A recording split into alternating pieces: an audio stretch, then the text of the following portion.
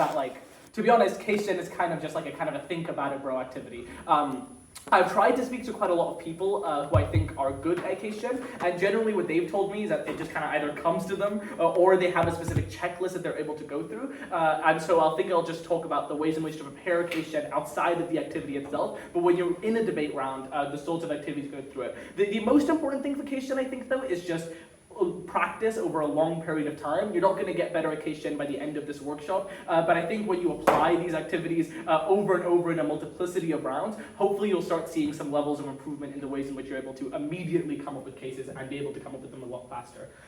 There's quite a lot of various aspects of case gen. There's framing, which is the angle you are taking. The angle that we're going to be talking, the way in which I'm going to refer to framing in this debate is the broad direction that you're going to be moving to, that you're going to be moving the case throughout, and the ways in which you're wanting to position your extension of the case within the round. There's also just the general stuff, which I think you guys know about, which is mechanizing, which is the reasons why an argument is true and the steps from getting from getting A to B in the first place. There's impacting, which is the end outcomes of your argument in the first place, and then there's weighing, which is why your arguments are true. I think case gen can be more than those things, but I think that's just effectively what it is. Rebuttal is just the same thing, but the other way around, as in why are the arguments not true within the first place. I think we're just going to be going through new ideas to expand the scope and direction of the debate.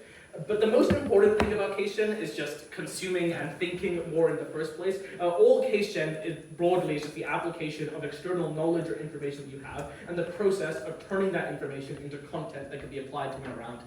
All of you guys, I think, like consume information. All of you guys interact with media to some extent. If there's specific gaps within your knowledge, you're not going to get better at those gaps in your knowledge by just doing debate rounds and spamming motions over and over again. The only way you're able to get that is get new information which you haven't been able to consume before. There's a few ways to get external information. The main way is just when you're consuming media or trying to fill in gaps of knowledge that you haven't done before, think about the ways in which this information can be applied towards debate. And I think the easiest way that you're able to internalize information is through various stories, anecdotes, or interesting facts, or even your own personal life experiences. This could be like most easily thought about within like motions that are very personally related. So like, I don't know, relationship motions or motions about narratives. The easiest way to case with these motions is think about the way in which you have interacted with this narrative or have thought about it before. But even when you're interacting with something that you previously don't really have much experience in, perhaps like social justice movements or how like trade unions operate, thinking about the individual people there, the way in which they're thinking about the concept itself and how they're applying their actions towards real life can end up turning into the scope of how you're able to start thinking about the argument. Beyond facts, I think even when you're going through your day-to-day life, just trying to intake information and think about what you're able to remember from it. How do people respond to certain things? Why do they respond to them in specific ways? What are the specific reasons why they're responding to them in specific ways? So for instance, there was a podcast I was listening to, recently, which was by like a behavioral psychologist. I can send the link if anyone's particularly interested. But she had a really interesting point, which was that no human being acts completely irrationally. There is no human action that is derived from just spontaneity. It is always a result of the context and the life that the human being has lived. And so I think an interesting way to think about case gen, specifically when you're talking about people, because that's all debate is at the end of the day, you're all just talking about people doing things, is what people are they, how have they been raised, what sort of interests are in their minds, and how are they thinking about these specific concepts. If you're able to get inside like the shoes of these individuals, then I think you're able to start making arguments for how they're going to act, whether they're going to act for specific ways or against specific ways. And I think the easiest way you're able to expand upon your case gen is just actively thinking about a case that you have ran within a round and the ways in which you're able to improve it going further. I think one of the most annoying things I've had with certain partners in the past is an inability to reflect upon the round that has previously occurred, because you're never going to get better at case generation if you're not going to do that. You have to think about the argument that you have ran, previous arguments that you could have run. You can improve upon this by speaking to the judge after the round and what sort of things that could benefit you from that. But I think you could also just speak to like your friends, people you know who are particularly good at case generation, people you know who are particularly good and well versed in the topic, and just asking them about it. This doesn't even necessarily have to be in a debate context. If you know someone who's good at economics, if you know someone who's good at like behavioral psychology, or if you know someone who's good at music or whatever, just asking about their thoughts on the topic and what specifically they recommend to read and learn more about this information. If you by the end of like a week are able to go back to previous debate rounds and are able to come up with more ideas, more reasons why why something is true, then you're just able to apply those ideas and you're better able to think about them going into future rounds. So I'd really just heavily suggest, post the debate round, really thinking about it, deconstructing it, and thinking about ways in which you can think about it going forward. But this is all external information. This is not something I can help you out yourself. This is something you guys are all going to have to do in your own spare time and have to spend time actively preparing. The rest of this workshop is just going to be focused on, when you're in the round itself, what are things that you can do to just try and come up with any new ideas or any new ways to think about this stuff. Yeah. Sorry, what is like the best way to deconstruct a previous speech to figure out what was good, what's good content, what I should repeat, things like that?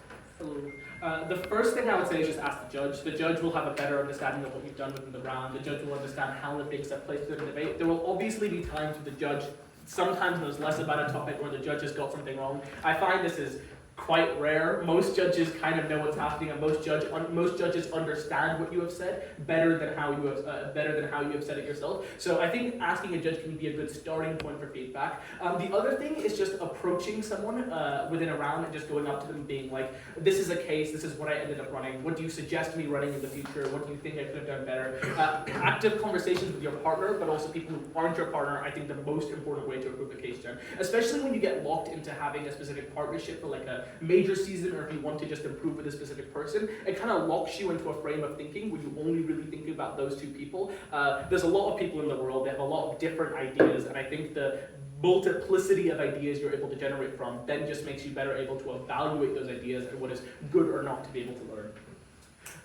So how to approach prep time, and this is just the basic right questions that I think you should be going. The first thing is just breaking down the motion and what specific stuff is being said within the motion. And motions can have a variety of concepts and different ideas that are put within it. Understanding the motion is probably the easiest way for you to get a broad jumping point to start case generating. If you haven't understood the motion, then you're not going to be able to case gen anything that's even relevant towards a specific round. So this means like asking your partner and making sure you and your partner are on the same length when it comes to what words in a motion specifically means, what is the motion historically referring to. If the motion is about a rise of something, clarify really early on in the round, perhaps even before you've gone into silent prep. What does the rise mean? What does this look like? I'm going to keep going back to the phrase, what does this look like, throughout the entire presentation, but truthfully, that's all that debate really is. What does it look like? What is it happening? And if you're able to understand what it looks like, then that's when you're able to start understanding what is happening in the first place.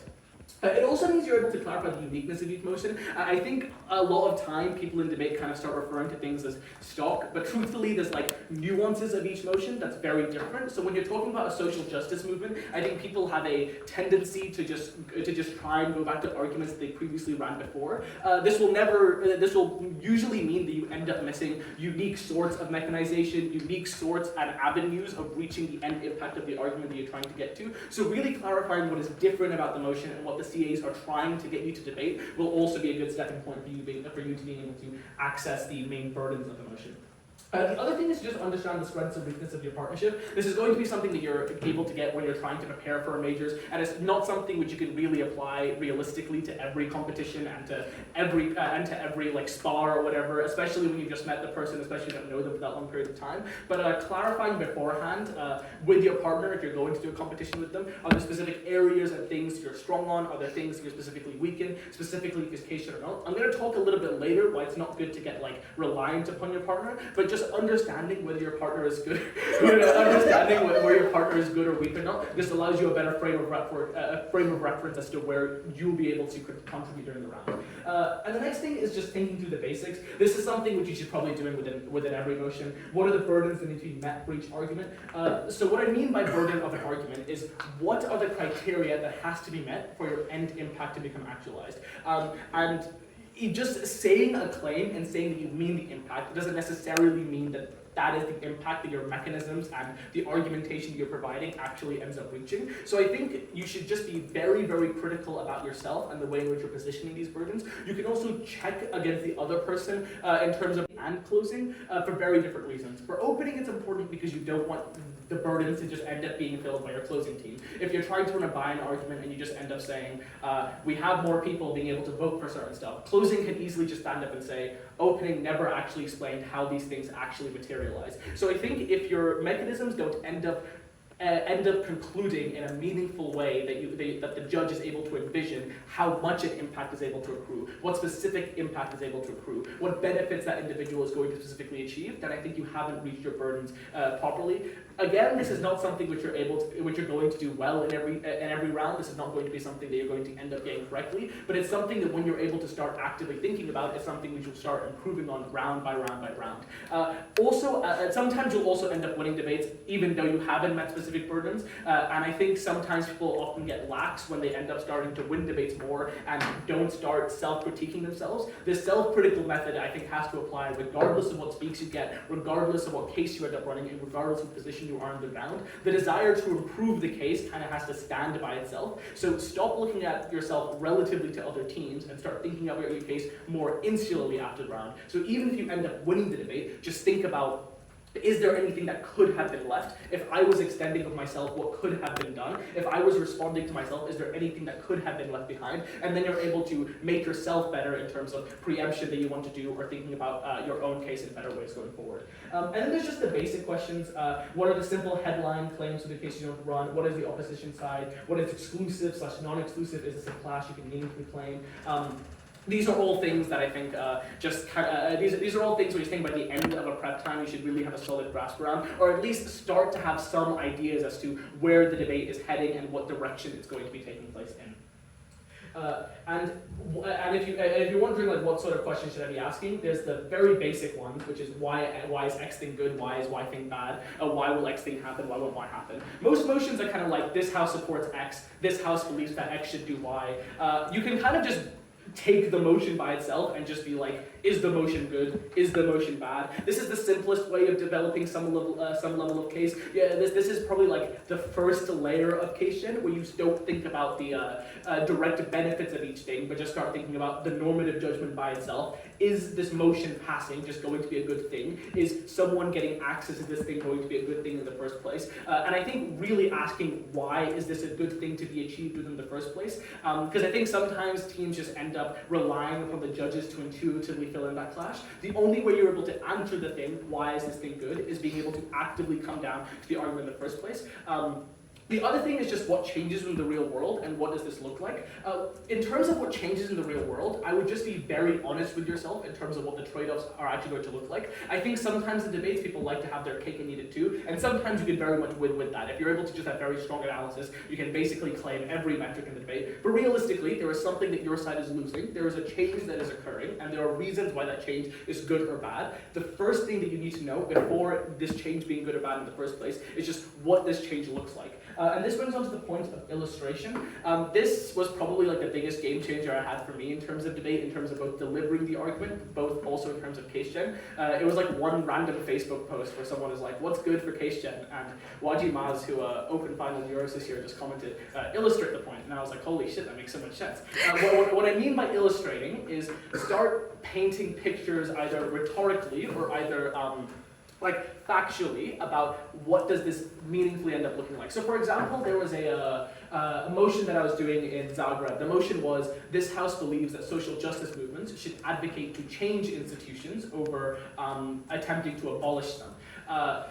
Illustrating in this example started to look like, okay, so what does this mean that social movements actually do? If they're trying to change institutions, they probably have to try and advocate them to change in specific ways, but this probably also means that they get more people from within that minority group within that institution. How do they start getting people into that institution? This probably means they start ending up doing outreach programs, probably means they work with universities or specific institutions to do stuff like they start doing stuff like scholarship programs. These are ways in which the world that you're painting for your side starts becoming a lot more realistic in the mind of a judge. And when the judge is able to sit back and think about an event occurring, that is when you can actively claim the impact of your side, and the judge is far more likely to be able to credit you. This takes debate out of abstract, but it also, one, helps you develop the mechanisms for your side far better. That is to say, if you're able to illustrate how a point is being able to go across, it's just a very easy way to mechanize. You can just start listing, here's one way thing can happen, here's another way thing can happen, here's a third way thing can happen. It makes your analytical rigor far stronger, but it just means that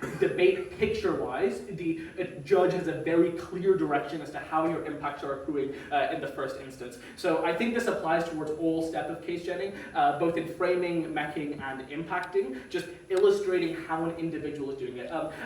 Different speakers have different ways of achieving these things. Some speakers are very storytelling speakers, i.e. they identify a problem, they identify a person who is acting within particular ways, and they start talking about how that person's life has changed in meaningful ways by having these arguments end up occurring. Does anyone have any questions at this point? Do you speak or judge? Speak if there's availability. Gotcha. Thank you. Okay. Here are a few more specific questions that I think you can start thinking about.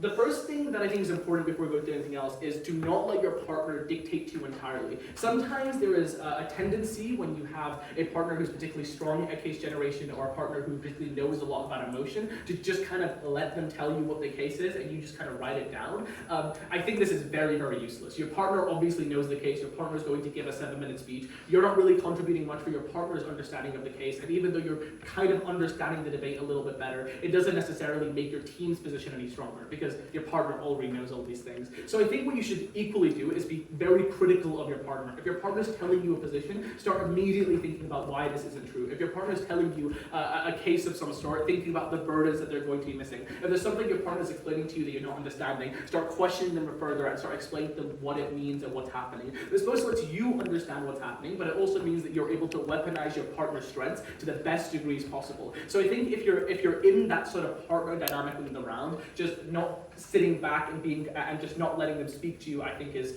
an equal way of getting through the prep time. How do you balance that same thing whenever the person feeding the case is the second speaker, so the first speaker does actually need the entire thing? In that case, I think the first speaker should, at the point at which they start understanding what the case should have been ran, I think they can just start taking the information you're taking down. But sometimes there is a necessity to have the second speaker start feeding the case over.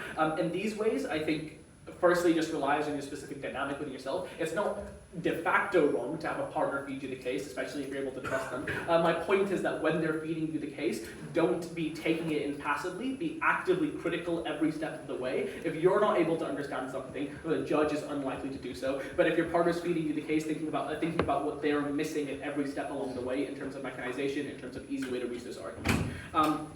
The first aspects of checklist of framing, which I think could make a case gen a lot better, is what does this meaningfully look like in the real world? Debate isn't really the real world, and you're able to kind of manipulate things within specific ways to sort of write about stuff, to sort of claim things that might not necessarily be true. This happens a lot within bad emotions, where the motion is kind of unrealistic, and you kind of know that if the motion was meaningfully passed, it'd lead to massive economic collapse or whatever. So I think thinking about how would this meaningfully be implemented in a realistic way in the real world? And this does require you being honest with yourself. This does require you acknowledging that there's going to be certain drawbacks or negatives that are going to occur as a result of this motion. But it means that the sorts of arguments that you're going to be getting are going to be more nuanced within that nature. This is definitely a skill which I think closing teams should utilize a lot more, because I think opening has a little bit more leeway to get away with not being as nuanced or not being as creative. But I think opening teams, especially when you start getting better at cases, to start thinking about this as actively as well. The more nuanced your case is in opening, the less likely it is for you to be out-framed going forward. But this can only be achieved if you're able to access a realistic definition of what it looks like in the real world. So, on realistic definitions, so a lot of the time the advice is if you're realistic in prep, then you'll find obviously the trade-off of the motion, based on what you said earlier, interrogating the motion. So then, is it better in prep time? Is it more strategic when you're case genning to bite the trade-off and work around it, or in prep time attempt to overcome this trade-off by proving it doesn't exist? Yeah, it very much depends motion by motion. It depends what that specific trade-off is. I have a section later on opposition and whether or not you should either claim the trade-off, whether or not you should flip the trade-off, or whether or not you should try and win the trade-off. But I think it honestly depends on what that specific thing is.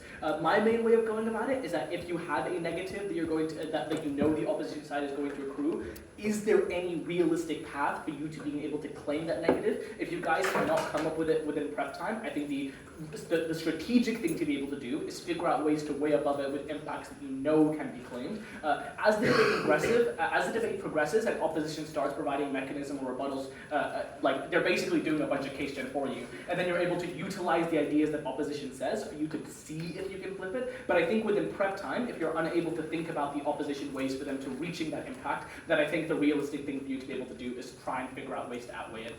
Reese, do you have a question? Yeah, sometimes like buying the trade-off right from the get-go means you make concessions. Like, of course, you got to make concessions, but sometimes that preemption might not work because the op team might just not run it in the first place, or that's not the clash that pans out then subsequently in the debate. So, how strategic do you need to be to like so-called make those concessions right from the get-go? Yeah, I would say you should only make those concessions if they're either one, a necessary part of your case to be able to run in the first place, i.e. if your case requires a concession that alt teams are able to weaponize in the future, just simply saying in your speech, alt might say this as a response to this, or alt might claim this, but we're able to outweigh this regardless. It'll take like a few, like 15 to 20 seconds to actually go through, but it's worth it because it means alt can't like weaponize that concession later on, especially if we preempted it to some degree. In the points at which you don't have to make those concessions, I would say it's definitely better to not, but highlight to your judges when a burden is able to be met, even if certain pathways aren't able to be fulfilled. That is to say, if you're mechanizing an argument and there's multiple ways to reach there, flagging to the judge to say, look, alt might have a few responses to mitigate these things, but realistically, one, if it's mitigation, our arguments still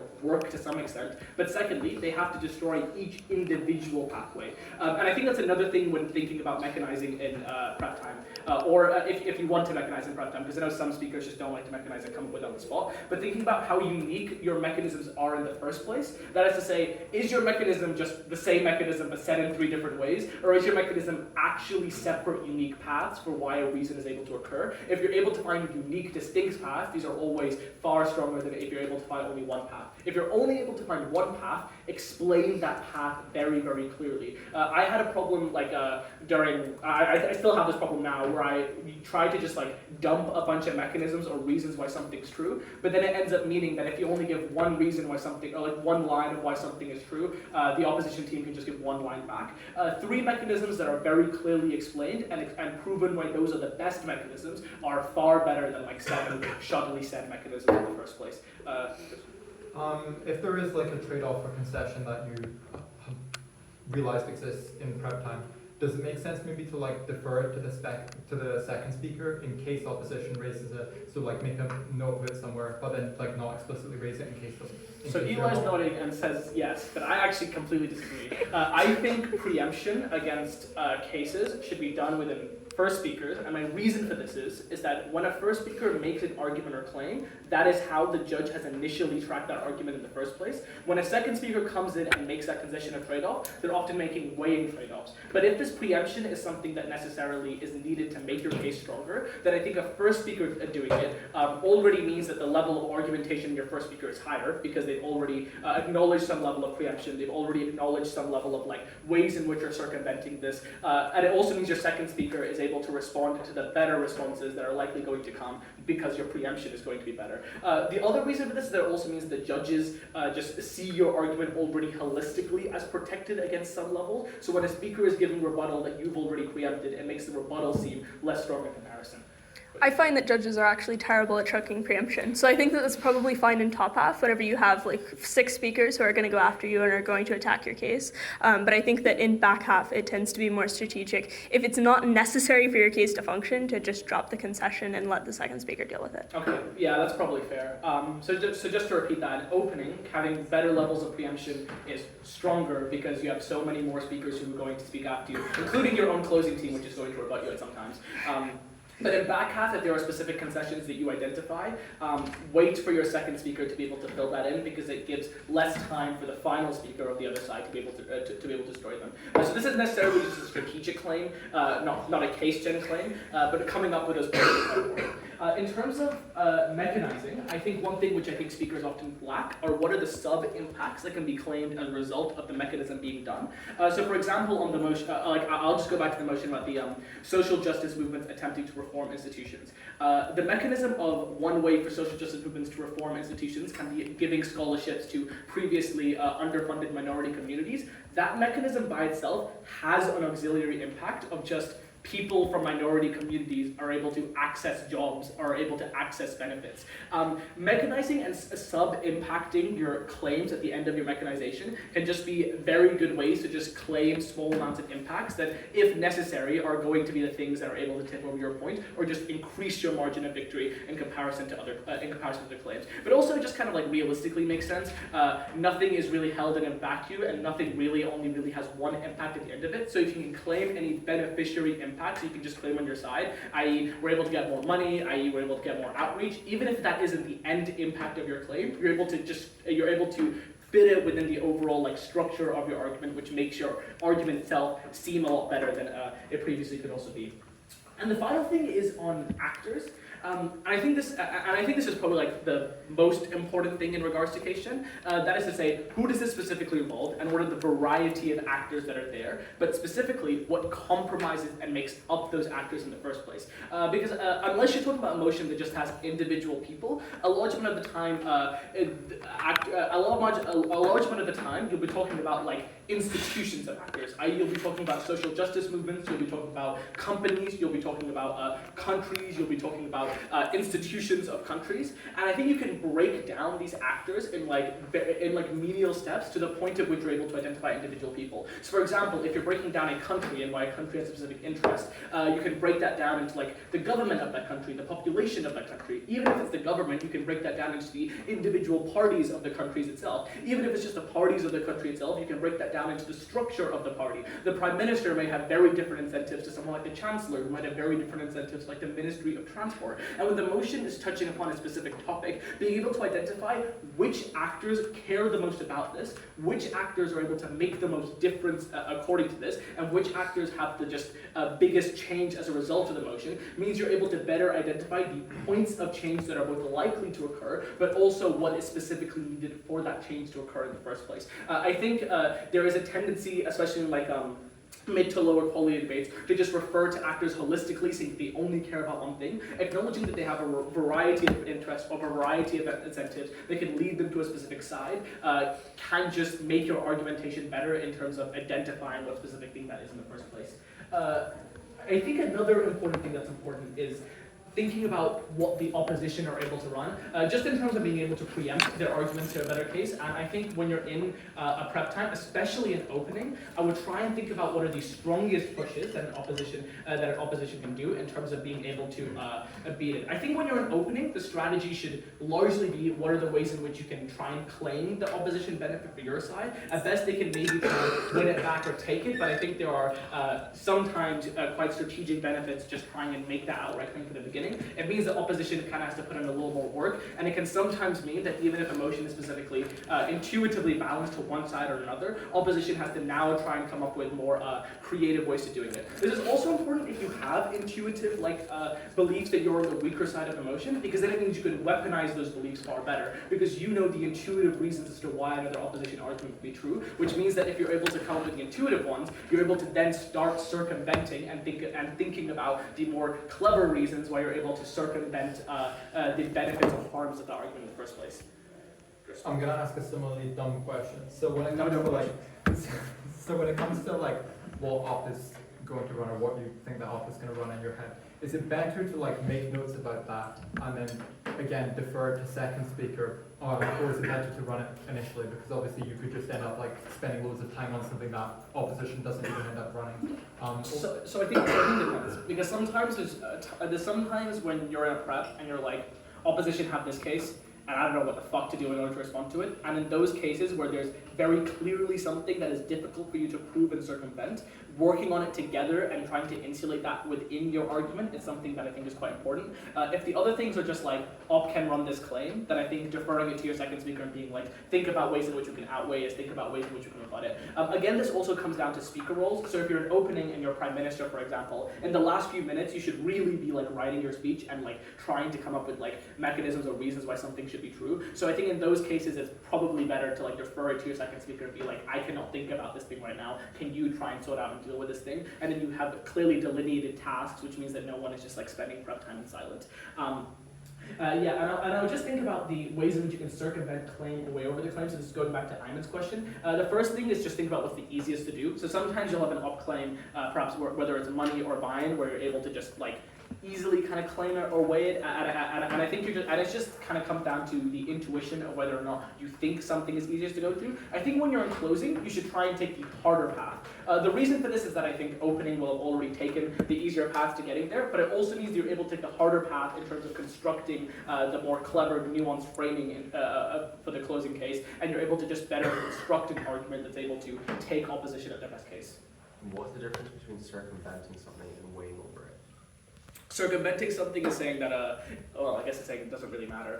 But weighing over it is specifically saying why, even if this thing is proven, well, I guess you're right, I guess it's the same thing. I would say circumventing is just saying it doesn't happen at all. Like, Yeah. Like, I would think circumventing, when we're talking about it in a judging context, when we say they sidestep the clash, as opposed to Yeah. they come over the clash. Like, I think they're two different things. Insofar as one, you take an active effort to weigh above it. The other one, you just like, you diminish its importance, so you don't weigh, like you weigh above it, but you don't take a step off. Just like mitigating it, basically. Yeah. And then weigh again. Okay, circumventing is mitigating a clash, or meaning that that clash isn't relevant for your arguments to be proven. So Sure. even if opposition are able to prove money, even if opposition are able to get more buy-in, that doesn't necessarily matter for our arguments to be proven. Weighing wouldn't necessarily be that this is always more important than anything that opposition are able to provide and the benefits they're able to go to. And one thing that Fraser McConaughey told me that he does at prep time, especially in closing, is thinking about what is the most difficult thing to prove or claim on your side. And this just gives you a jumping point to be able to position extensions. The reason for this is that the most difficult thing to be able to prove is something which opposition are going to likely have a lot more rebuttal to. They're going to have a lot more reasons why something is going to be more true on your side. If you're able to come up with like the most complicated thing, I think starting from there, especially within closing, can mean that you don't have to worry about like the stock stuff, and you're able to start already thinking about the more nuanced ways to be able to run arguments. And the final part of the workshop before we go into motion prep is just what to do when you know literally nothing about a specific motion. The first tip I have is to just draw upon related themes and ideas of the motion. So what are common ideas and issues that exist in the real world with a topic that's around the motion? So if it's a motion that's specifically around like some level of social policy, or it's like a really intricate thing that a government has to do in relation to like economic policy or whatever, then I think you can just talk about the different, then I think just the starting point of thinking about the actors or previous debates that you've done before and previous arguments that you've ran, you can start thinking about those arguments and start applying them over towards your own motion, even if you've never done it before. The other thing that I think you can do is you can identify the specific things that you're stuck on and start thinking about why you don't know something about a motion. So if there's something that like you don't really know why something's ran in the first place, you don't really know what the benefits of the motion are going to be, you don't really know what's specifically going to be changed, those are then questions which you're able to start talking with your partner, start having the conversational jumping off points. I think the worst point of case gen is just when you like are stuck in prep and you're kind of having like a mild panic and you don't really know what's going. So having a little bit of direction in terms of this like senselessness when you don't really know what's happening can just give you a better line to be able to find an argument and jump off it. The other thing that I think you can do, and this specifically works better when you're in closing, is think about what the opposition team has ran and just start thinking about the ideas they're presenting towards you. When you're on a government side, when you're on an opposition side, you can really just get trapped in the headspace of just thinking about something in a specific way. The opposition team are equally case-genning, and they're equally doing a lot of work in coming up with specific arguments and coming up with specific mechanizations. When you're in closing, or even when you're DPM or DLO, the opposition team's arguments can just be a really nice jumping off point to start generating your own arguments for yourselves, or even start coming up with new cases that you previously have never considered before in prep. It's quite good because you also have, like, if you're closing, you kind of have an extra 28 minutes of case gen. It means that when you're thinking about, it does mean you're more reliant upon your opposition team being good, but I think the strategy works better in higher quality rooms because in those rounds the teams are more likely to be nuanced, they're more likely to say things that are they're more likely to say things that are more true about the real world, but this equally means that the mechanisms or actor incentives they identify can then be exploited for arguments for your side of the round. So if an opposition team identifies like an incentive, you're able to exploit that incentive analysis in some particular way to be able to benefit it for your side and start thinking about the ways in which you can try and rebut those clashes. The final thing, and this is really last resort because I don't think it works a lot of the time, is start doing impact first case generation. What this means is that you're in a round, you don't really know what you're going to be running, and so you think about what is an impact you would like to claim because you've seen it ran in previous themes before. So a common thing within econ motions is like, does this mean more or less risks? Does this mean more or less money? Does it mean people buy into their governments more? If you're able to just be like, I want to win the more money clash, you're able to just work backwards and think about the ways in which your motion is going to be able to achieve that thing. This works better in some motions than others. There was a motion this summer, which was about life insurance, and I was in closing. I didn't know what the fuck. I don't know what the fuck to run, and so we were like, I know in most insurance policies, I know in most econ stuff, there's going to be something that claims you get more money, or there's something which claims that you harm businesses. So that's what we kind of focused our extension around. The issue with this is that it really like pinheads you, and I think the worst thing that you could do within case gen is just start focusing on a specific angle and not consider the broader holistic picture. But if you really don't know anything that you're able to run, if you're really clueless and don't know where to start off with, impacting first case generation, as in where do I want to go at the end of this, can start giving you avenues as to how you're able to achieve that. Working backwards can also just start telling you where or where not the motion can influence things. So if you're doing an impact first case extension and say, I want to get more money, and you start thinking about the motion, and you're like, I really don't think there's any way we can get more money, then you can know to abandon that case. You know not to run the case. And knowing what not to run can equally be as important as knowing what to run, because wasting 4 minutes of your speech running a shit case is like you're it's not going to be very helpful, and the judge is not going to, and the judge is not going to credit you much for it anyway. So knowing what not to run is equally as important. Lulu, did you have a question? No.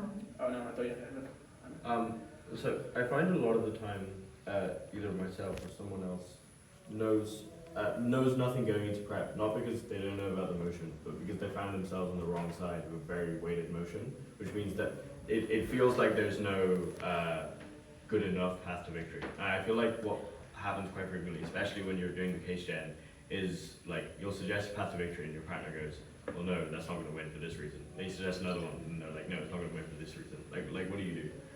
I would start breaking down why isn't it going to win.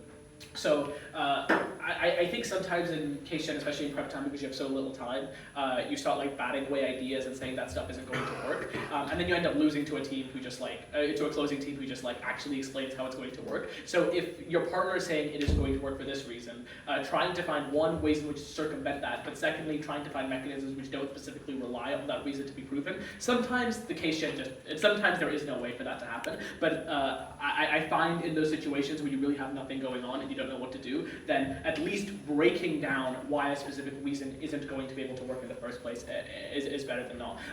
That being said, then I think you can just resort back to the basics of just like, why is X thing good, why is Y thing bad? And sometimes a case could just be as simple as, this thing is bad and we don't want it to happen, or this impact occurs and we don't want it to happen. And you can find like bullshit reasons to explain why that is true. To be honest, most of case generation is just it's just literally finding any way to get from A to D, and just making up reasons for from A to B to B to C to C to D. And sometimes those reasons don't work, and then you just know not to use them for next time. But at least trying, I think, is quite important. At least trying to case gen is the first step to being able to actually case gen. And then you know where your knowledge gaps are. You know where your mechanizing isn't particularly good. You know where you need to read up for later down the line. So even though you might take like the L on that specific round, trying to be a little more creative and trying to run things that you previously may not have ran before, or trying to circumvent argumentation is the first thing that's needed to do. The other thing you can do is just start doing rebuttal first. So if you know that a motion is really, really gov-weighted, start thinking about the rebuttal that you would do for your side, and start thinking about why that rebuttal specifically matters and how you can start using that as constructive for your side in the first place. And so if there's like many mechanisms that gov needs to prove and it's a very gov-weighted motion, then you can even just start focusing on those mechanisms and start explaining why the sub-impacts of those mechanisms are bad, why the end outcomes of those mechanisms may not be something that you previously liked, why a specific actor may move in a specific way to start doing negative things as a result of these impacts starting to occur. Because again, even though gov teams might end up claiming a specific impact, you're able to use all the analysis that they're able to generate in order to circumvent and create a new case by yourself in which you're able to like bring in a new clash that previously people haven't thought of before. I think also in those sorts of ideas where you have weighted motions, I would think about other clashes that previously you think the gov may try to ignore. The benefit of having a specific weighted motion sometimes is that sometimes teams can just get lazy and start running basic argumentation and basic mechs. This won't work if you have like a really good gov team that starts trying to think about that, start thinking about ways to do around that, but it can still be performing. And at the end of the day, sometimes when you're in a round, the worst thing you could do is starting to fourth. And you know there's someone else on your bench that you can do, so you can start like trying to way above them. At the end of the day, it's just specifically about having something and having some ideas that you're able to bring into that in the first place. All right, so I sent Ayman a case gen that I did. So sorry, so how does this work specifically? So you're going to announce the motion, then does everyone look at yours, or everyone preps by themselves? So what we're going to do now is I'm going to put up a motion. I have done like some of the case gen for it. I've worked on both of them for about like 15, 20 minutes. What I'm going to do is that you guys will have about 2 minutes to read through it. There will be no discussion time amongst yourselves. I'm just going to point to you, and you will have to just come up with anything that can be used to contribute to the level of case gen. And I mean literally anything. It could be rebuttal towards something that I've already come up with. It could be a weighing mechanism that I didn't provide. It could be a previous actor that I haven't thought about. If you're able to provide a new case entirely, that's fantastic, but there's no pressure to doing so. The point is that I'm just going to show you the case that I've come up with, and you have to find something that can specifically be commented on about what I've done. Are you going to put your case gen on the board as well? Yes, I'm going to put my case on the No board. worries. So the case gens that are in question, they're available on the resource pack that is